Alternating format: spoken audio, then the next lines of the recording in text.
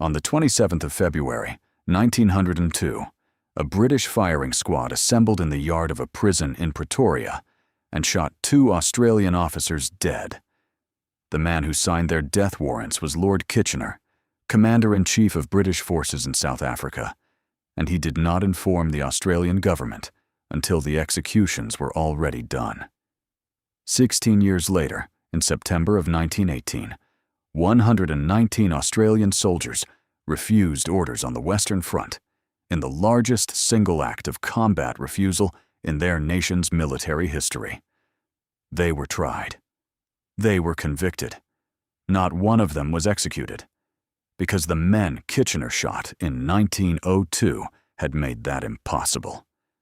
Tell me in the comments, have you ever heard of the Australian mutinies of 1918 before today? Because what you are about to discover will make you rethink everything you thought you knew about discipline, obedience, and what it actually costs to win a war. Now let's go. To understand what happened in September of 1918, you must first understand what happened in Pretoria in February of 1902, and why those 2 events are not separate stories, but the same story told 16 years apart. Harry Morant was not, strictly speaking, an Australian. He was born Edwin Henry Morant on the 9th of December, 1864, in Bridgewater, Somerset, in England. He had made himself into an Australian identity through the particular alchemy available in a young country that did not yet ask too many questions about where a man had come from, only what he could do when he arrived. He was a horseman of genuine skill, a drover, a published poet whose work appeared in the Bulletin magazine under the name Breaker Morant. And he was, by 1901, a lieutenant in the Bushveld Carbineers, an irregular regiment raised in South Africa to garrison the northern Transvaal and pursue Boer fighters in the war's grinding final phase. Peter Handcock, a blacksmith from New South Wales, held the same rank in the same unit. Both men shot Boer prisoners. Both admitted it. Their defense was that orders had come from above them, that the instruction to take no prisoners had been communicated informally through the command chain in the way that instructions of that kind are always communicated, without paperwork, without signatures, without any record that could later be produced at trial. No such written order ever materialized. The courts-martial ran 6 weeks, which was lengthy for a murder trial of that period. The defendants had a lawyer of their own choosing, though his defense shifted ground in ways that undermined their case rather than strengthening it. Other officers who had participated in the same pattern of killings were not charged. Alfred Taylor, the officer who had advised Morant and Handcock, escaped prosecution entirely. The sentences were confirmed by Lord Kitchener and carried out 18 hours later. The Australian government was not consulted. It was not notified in time to intervene.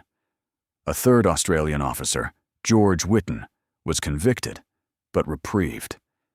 Information about the trials did not reach Australian newspapers until 1907, when Whitten published his account, Scapegoats of the Empire. 5 years of institutional silence had preceded that disclosure, and the silence itself communicated something the Australian government was not inclined to forgive or forget. The legislative response was precise.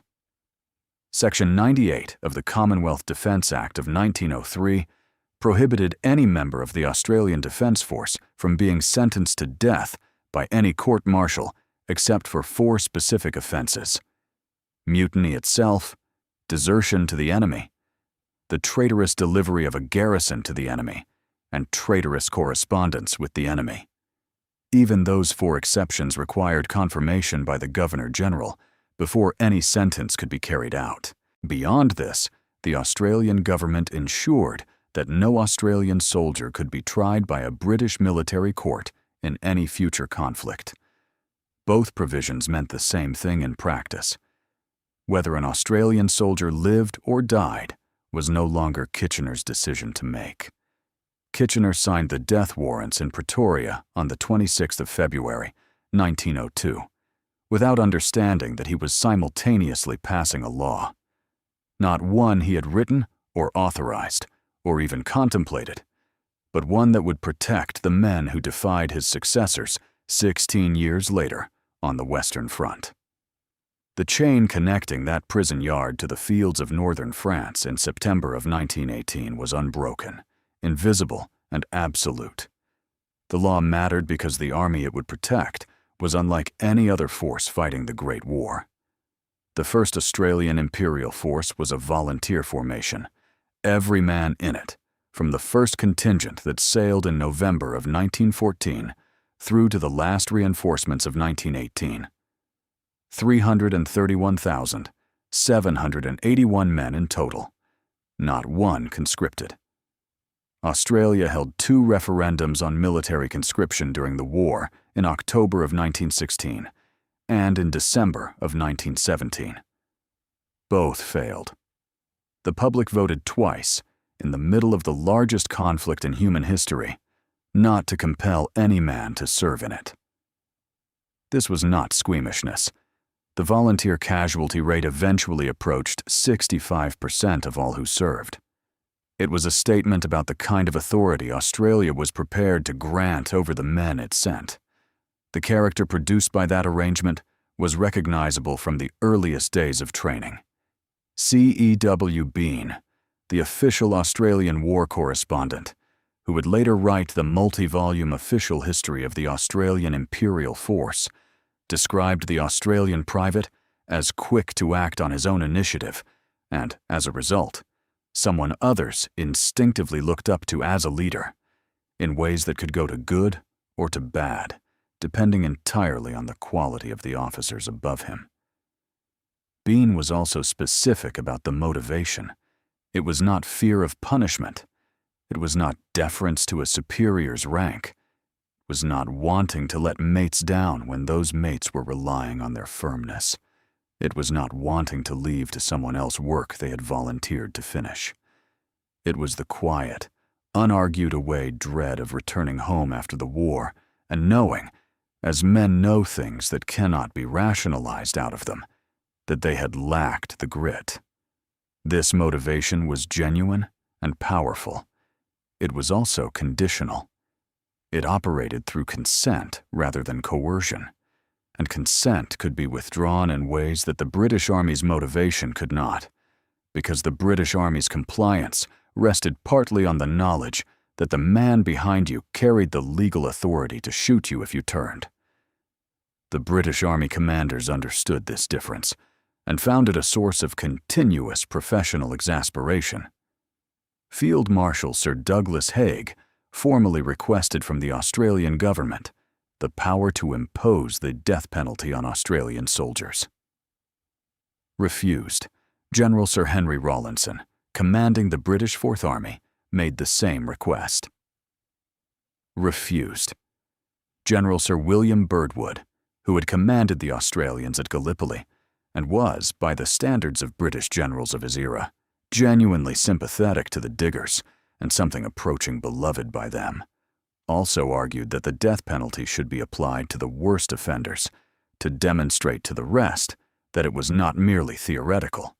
Refused. The Australian Parliament held firm every time, and the men at the front understood, without legal training, without consulting anyone, that their government's position was permanent. In the absence of the ultimate deterrent, the Australian Imperial Force's disciplinary toolkit operated through other means, some of which held better than others.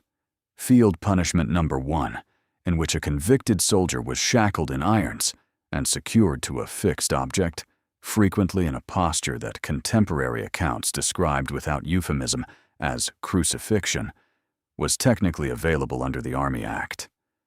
Australian commanding officers used it sparingly, and the reason is documented. Cases existed in which Australian soldiers risked their own punishment by freeing shackled comrades from the irons. The authorities drew the logical conclusion: A punishment that the formation's own men would collectively defy was not a punishment at all. It was an invitation to a larger crisis than the offense it was meant to deter. The alternative that Major General William Bridges, the Australian Imperial Forces First Commander, adopted during the Egypt training period was public humiliation. The worst disciplinary cases were returned to Australia in disgrace, and Charles Bean published their names in Australian newspapers. The shame delivered to families and communities proved more effective than anything in the formal military code, and it remained the most feared consequence available until the summer of 1916, when a village on the Somme changed the calculation for good. Before that summer, Egypt itself had offered a demonstration of what the force looked like when its character and its freedom from deterrence were combined with idleness, heat, and proximity to Cairo's red light district. On the 2nd of April, 1915, approximately 2,500 Australian and New Zealand soldiers rioted through the Harat el Wasser, rampaging through shops, setting businesses on fire, brawling with owners and staff for hours. The stated grievances included price increases, adulterated drinks, and the venereal disease rate the district was generating in the training camps. The actual cause combined those legitimate complaints with large quantities of alcohol and the specifically Australian quality Bean had identified. If one man called out, 10 others came running, not because they had evaluated the situation, but because he was Australian, and that was what you did. By the end of that year, 63,350 cases of venereal disease had been contracted across a force of 417,000, approximately twice the British Army's rate, and the second highest cause of hospitalization after respiratory infections. Some in high command wanted to treat venereal disease as equivalent to self-inflicted wounding. The men regarded this interpretation as a reach by people who had not spent leave in Cairo. The tolerant view that Bean later extended to the riots, not very different, he suggested, from a university rag, reflected a conviction running through Australian military culture that fighting qualities were the essential measure, and that certain allowances could be granted in the intervals between. British Army commanders observing from outside this culture did not entirely share the assessment. When the 1st Australian Divisions prepared to leave Egypt for France in March of 1916, Birdwood arranged for arriving troops to be moved from ships to trains during the night, specifically to prevent men absconding into the bars of Marseille as they marched through. As it happened, after the first formations passed through, he was informed that no troops had caused less trouble. The Australians were not incapable of discipline. They were incapable of being disciplined by methods they regarded as beneath them. What Pozières did to that understanding cannot be overstated. On the 23rd of July, 1916, the 1st Australian Division launched its attack at the village of Pozières on the Somme. 3 Australian divisions, the 1st, the 2nd, and the 4th, rotated through 19 separate attacks over 45 days against German positions on the Pozières Ridge and the approaches to Mouquet Farm. When the last Australian formation was withdrawn and the sector transferred, approximately 23,000 casualties had been sustained. 6,800 men were killed or died of wounds. These numbers were comparable to the total Australian toll for the entire 8-month Gallipoli campaign, produced in 6 weeks on a front measured in hundreds of meters. Pozières was not infantry assault against visible enemy positions. It was sustained artillery bombardment of such density and duration that the village was reduced to rubble indistinguishable from the surrounding earth, and the defenders were reduced to occupying shell craters in ground so churned by detonations that any trench dug overnight had collapsed by morning. One soldier wrote home that his section had spent their time deepening dugouts, and that the work was sickening because they were digging up Australian and German dead simultaneously. The stench everywhere, corpses across the surface of the ground in numbers too large to move. The approaches to the front carried a name so accurate it had simply stuck: Corpse Avenue. The deafening continuity of the bombardment produced the first significant wave of shell-shock cases in the Australian Imperial Force. Men whose minds had broken under pressures the military of 1916 could not yet adequately name. After Pozières, absence without leave increased in the force at what the Australian War Memorial's own historical record describes as an alarming rate. Requests from Haig and Rawlinson to the Australian Government for Death Penalty Authority intensified. They were met with the same refusal as before, but the context had shifted. The humiliation strategy, sending men home in disgrace, was quietly withdrawn around this time, judged potentially damaging to morale and to recruitment when both were fragile. What this left was a stripped toolkit. No execution, no public shaming, no effective field punishment number one. What remained was officer leadership, unit culture, and the esprit de corps of formations that Pozières had subjected to pressures no training had prepared them for. The men who survived that ridge in 1916 would still be present in September of 1918. The mutinies that came at the end of the war were not sudden developments. They were what happened when men who had absorbed 4 years of the worst available had been asked, at the very end, for a fraction more. The war ground forward. Bullecourt in 1917 cost the Australian Imperial Force dearly and generated a specific, durable bitterness toward British staff planning that never fully dissipated. Passchendaele added its particular horror to the accumulation. Then, in March of 1918, the German spring offensive drove Allied forces back across the old Somme battlefields in the largest territorial reversal the Western Front had produced since the War of Movement ended in 1914. The Australian Corps was rushed south and thrown into defensive fighting, credited with halting the German advance on Amiens. In September of 1917, a full year before the September crisis, the pressure had broken through once already in a way that demonstrated precisely what the Defense Act meant in operational practice. At Étaples, on the French coast 15 miles south of Boulogne, the British maintained one of the largest training depots in the theater, housing around 100,000 troops from across the empire. On the 9th of September, 1917, a New Zealand gunner was arrested for overstaying his leave and bypassing a military police checkpoint. A crowd of approximately 2,000 men surrounded the police station.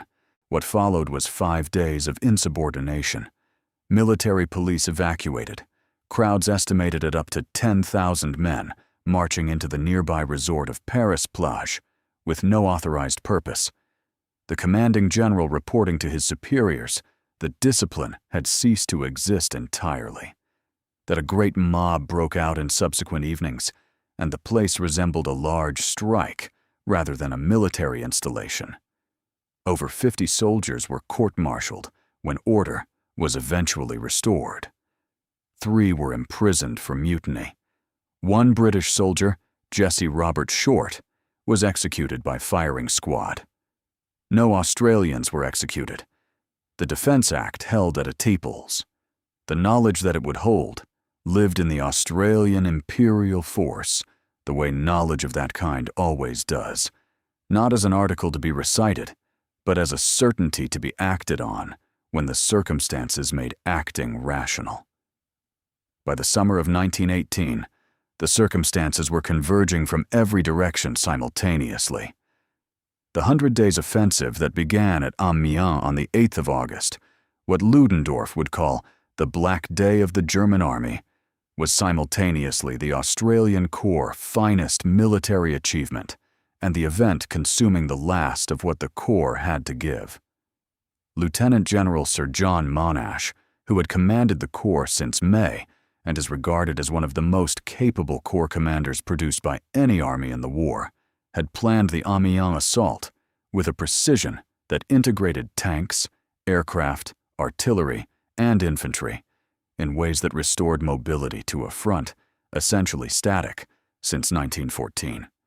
His proving ground at Hamel on the 4th of July had been completed in 93 minutes against its planned 2 hours, and the confidence it generated produced Amiens and the relentless advance that followed.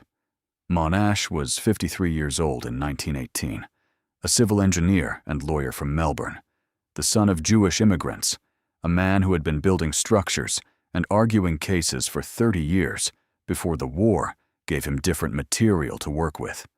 His philosophy of command was direct and deliberately stated. He told his men, "I don't care a damn for your loyal service when you think I am right. When I really want it, most is when you think I am wrong." He meant it.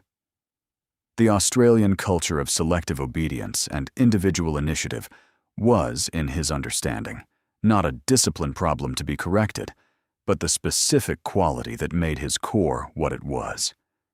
He wanted soldiers who understood what was being asked and chose to comply because they had assessed the situation and agreed it made sense.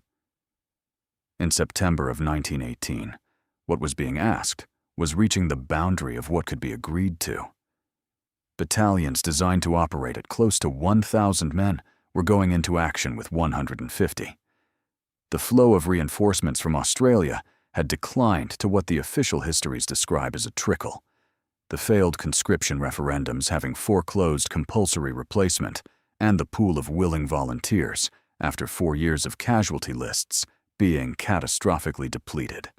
1914 enlistees were being granted leave to return to Australia, removing from the front the Corps' most experienced soldiers. On the 31st of August, General Hobbs warned Monash directly that the stress on the 5th Division was approaching the limits of endurance. The British command offered Monash the option to slow the tempo of his operations. He refused. He correctly assessed that the German army was broken and that the pace of pursuit was the margin between victory won now and a war extended by months. He was right about the Germans. He acknowledged that his own force was in comparable condition. He pressed forward regardless. The 59th Battalion had been raised in Egypt in February of 1916 from Victorian soldiers and veterans of the 7th Battalion. They had fought at Polygon Wood, at Passchendaele, through the Spring Offensive, and into the 100 Days. By the second week of September 1918, they had just completed a week of continuous operations and settled into what their orders indicated would be rest. The rest had barely begun when new orders arrived. They would return to the line immediately. 3 platoons refused. Their officers did not threaten them forward. Their officers stood with them. The refusal was not soldiers against their immediate commanders, but soldiers and their own officers, together declining an order that had originated further up the chain. The battalion was eventually persuaded to comply. No charges were ever laid. This was, in C.E.W. Bean's assessment, the first mutiny in the history of the Australian Imperial Force. The institution received the information, filed it under language that diminished its legal weight, and continued the war. The alternative, acknowledging that the first mutiny in the force's history had been resolved by persuasion without consequence, would have required a confrontation with questions the command structure was not prepared to answer. 7 days later, the question became impossible to defer. On the 21st of September, 1918, the 1st Battalion received orders to return to the front line while it was in the process of being relieved. Another unit was taking over its positions. The relief was underway. In the understanding of men who had been living and dying by the rhythm of the line for 4 years, they were going out. The orders turned them around. The 1st Battalion was the most senior formation in the Australian Imperial Force. The unit designated 1st, present at Gallipoli from the landing, present at Pozières in 1916, present through every phase of the war from its opening to what every man still standing in it could sense was its approaching end. By September of 1918, its officer corps had been effectively gutted by attrition. The battalion was fighting under improvised command, men filling roles vacated by casualties rather than through the natural development of experience and promotion. Consider what that meant for the individual soldier, a man who had enlisted in 1914 or early 1915, who had carried a rifle at Gallipoli, who had endured Pozières, who had survived Bullecourt and Passchendaele and the Spring Offensive and the 100 Days, now being turned around midway through a relief that represented, in every physical and psychological sense, the possibility of rest. He had earned it in ways that no headquarters order could adequately account for. One company refused. The refusal moved through the battalion. When the 1st Battalion eventually went forward, it did so with 10 officers and 84 men. 119 men were absent. All 119 were tried. All but one were found guilty. They were charged with desertion, not mutiny. The distinction requires its full weight. Mutiny was one of the 4 offenses under the Commonwealth Defense Act of 1903, for which a death sentence could theoretically be imposed. Desertion carried no death penalty under the framework governing the Australian Imperial Force. Charging 119 soldiers with mutiny would have forced the Army into an institutional crisis with no clean exit. Either pursue the death penalty, which the Australian government had refused to authorize for individual cases since 1914, and would certainly refuse for 119 simultaneous ones, or formally acknowledge in the legal record that mass mutiny had occurred and been answered with a charge everyone in the proceedings understood was inaccurate. The Army's lawyers chose the inaccuracy. The institution bent its own legal structure around the constraint its government had imposed upon it, and produced a verdict that served the immediate administrative requirement while concealing what had actually happened. When the armistice came in November of 1918, Monash chose not to enforce the sentences. 2 days after the 1st Battalion went forward with its 10 officers and 84 men, the Australian command issued an order that would produce not 1 refusal, but 6 simultaneous ones. On the 23rd of September, 1918, 7 Australian battalions were directed to disband: the 19th, the 21st, the 25th, the 37th, the 42nd, the 54th, and the 60th. Their surviving men distributed among remaining units to bring those formations towards something closer to operational strength. The military reasoning was sound. A battalion of 150 men could not function as a battalion. It required the full administrative and command infrastructure designed for a formation of nearly 1,000, and it returned in combat power the equivalent of a single company. Better, by purely organizational calculation, to have fewer battalions that could function than many near-empty shells consuming the resources of full ones. All 7 battalions refused. This must be understood for what it was, because the misunderstanding has persisted for more than a century. The refusing formations were not declining to fight. Several of them, in the days following their refusal, specifically requested to be assigned the most difficult task available in the next engagement. The 25th Battalion made this request explicitly. They would go forward. They would carry their rifles and their casualties in whatever direction the battle required.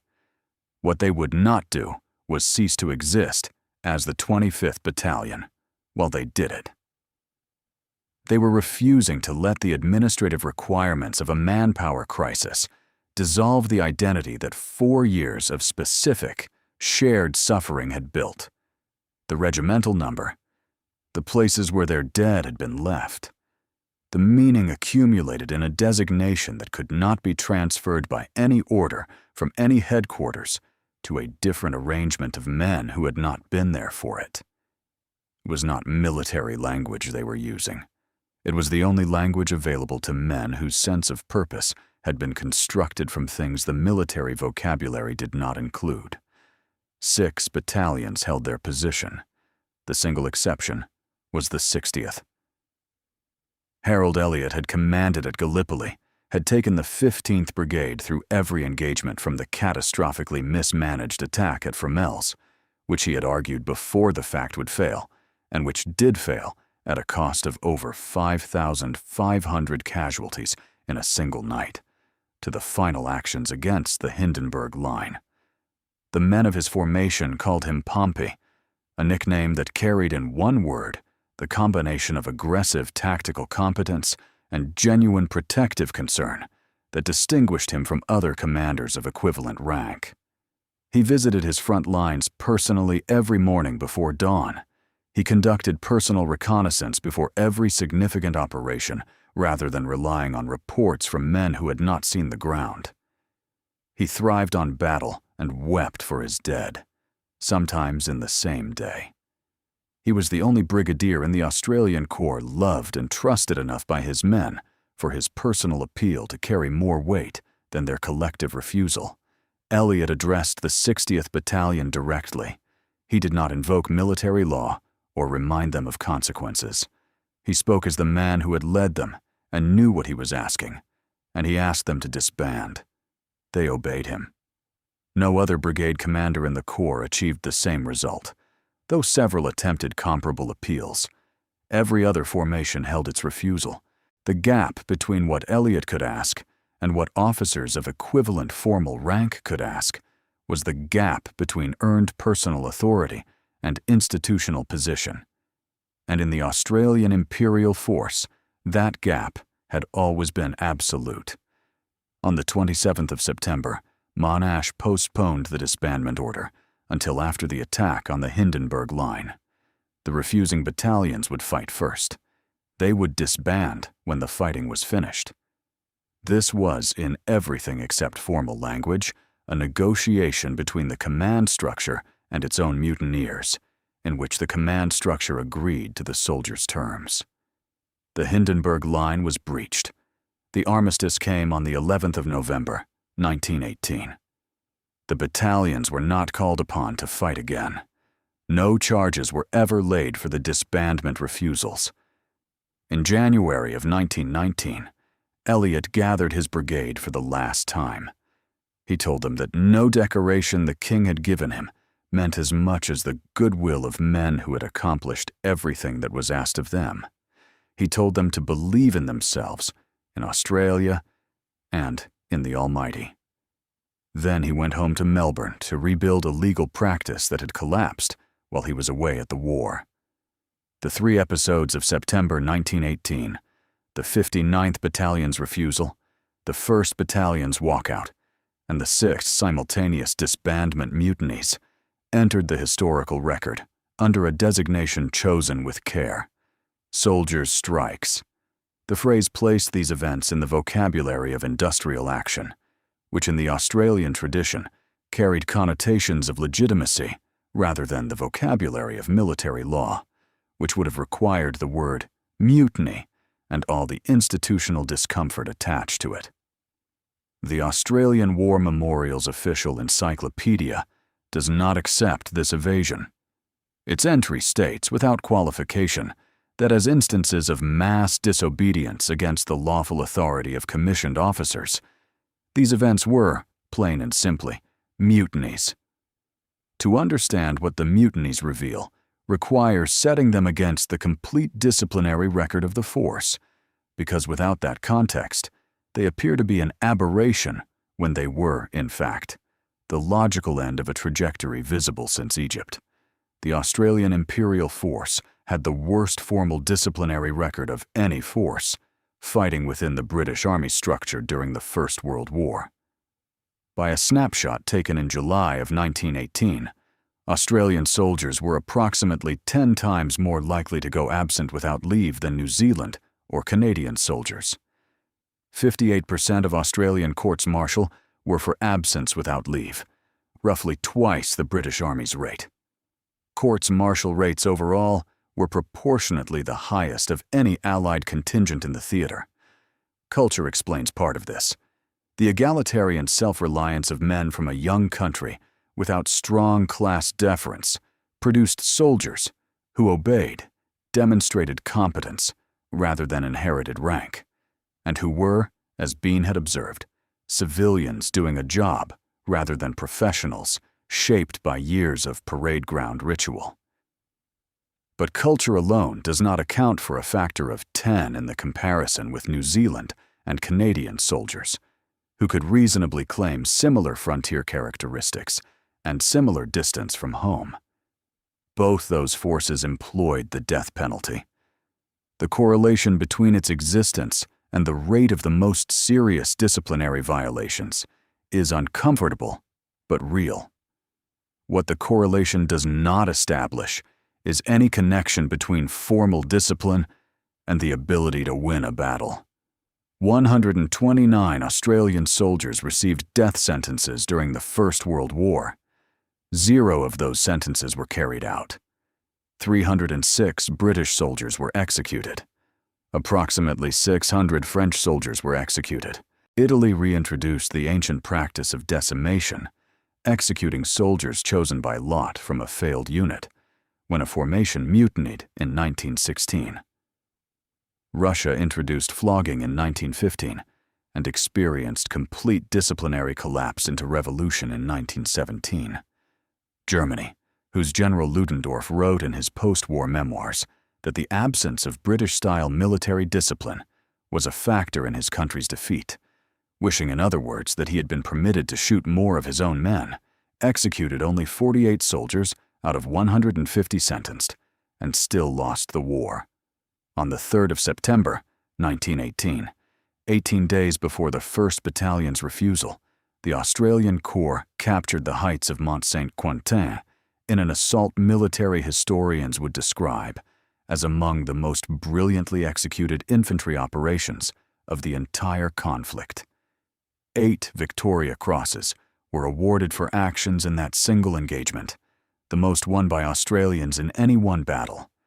The men who won them were the same soldiers who 3 weeks later stood in a field and declined to go forward when they had already given everything that could reasonably be asked of anyone. Not 2 groups, the same men. Haig, who had spent 4 years demanding the power to execute Australians, conceded after the armistice that their battle discipline had held throughout the conflict. He was describing the same soldiers he had wanted to shoot. The men who had refused came home. The records were kept in the language the institution had chosen.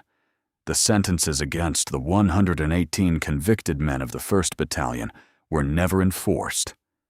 The 6 formations that had declined disbandment were eventually dissolved, the 25th Battalion among them, without ever having to demonstrate the fighting willingness they had offered as proof. The armistice arrived before the proof was required. What did not come home undamaged was Pompey Elliott. He returned to Melbourne, rebuilt his law firm, became city solicitor, was elected to the Senate as a nationalist member. He became one of the more remarkable parliamentary presences of his era, delivering speeches that lifted the lid on wartime controversies. His fellow senators, many of them veterans, had generally agreed to leave sealed. Twice denied the promotion to divisional command he believed his record had earned, he nursed a sense of injustice that the political environment of the 1920s was not equipped to address. The accumulation of that grievance, the strain of war service that men of his era had no clinical framework to process, and the financial pressures of the Depression converged in the particular way that such things converge in men who have spent their reserves of endurance on other people's behalf. In March of 1931, Harold Elliott took his own life. He was still a serving senator. The only man in the entire Australian Corps whose personal authority had been sufficient to end a mutiny without violence or courts-martial died insufficiently recognized in a country that had not yet found language for what the war had done to the men it sent and received back. The law that Kitchener accidentally created in 1902 did not expire with the peace. The Commonwealth Defense Act of 1903, with its death penalty provisions intact and its Governor General confirmation requirement still in place, remained on the statute books.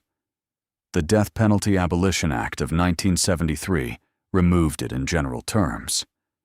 The Defense Force Reorganization Act of 1975 officially superseded its military clauses. 72 years after the firing squad assembled in Pretoria, the legal protection those two deaths had produced was finally, formally retired. The popular memory of the September events has generally preferred the language of strikes to mutinies, because the Anzac legend, built on images of willing sacrifice and collective endurance, is not well designed to accommodate brave men who declined orders. But the Anzac legend, for all its genuine power and genuine truth about what those soldiers endured, is a selection. The full record includes the absent men and the Wasser riots, and the 63,000 venereal disease cases, and the 119 soldiers of the 1st Battalion who turned their backs on the line on the 21st of September, 1918, and the 6 battalions who told the command that they would fight but would not stop being themselves while they did it. These things are not contradictions of the courage.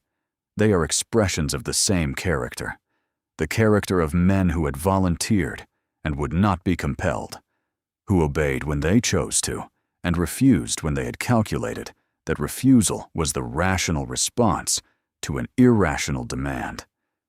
The distance between what the Australian government was willing to ask of its soldiers and what it was willing to do to them if they refused, that distance is where the real history of the Australian Imperial Force lives.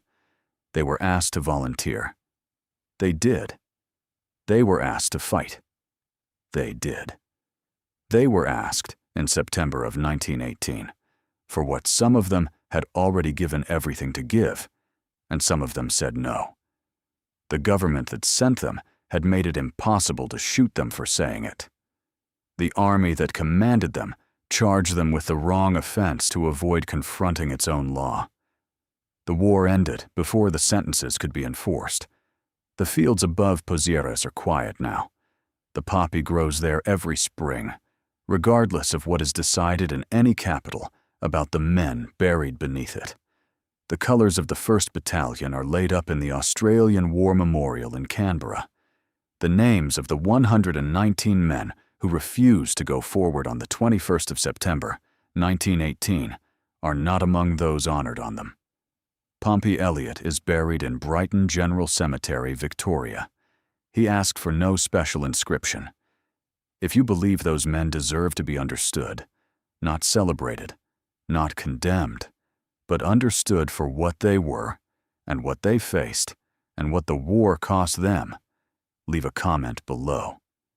And if you want to know why the volunteers of 1914 became the men who refused in 1918, watch this next.